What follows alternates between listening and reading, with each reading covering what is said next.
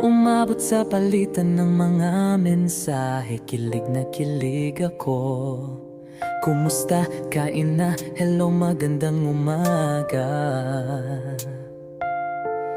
Ingat ka, pahinga, huwag kang masyadong magpupuyat pa. Naramdaman ng puso na dahan-dahan akong nahuhulog sa'yo. Sa kada araw natin na pag-uusap, meron ang namumuo. Hindi ko na alam kung ano ang patutunguhan.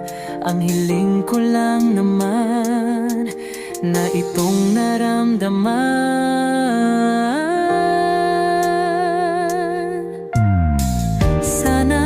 Sana naman ay mapagbigyan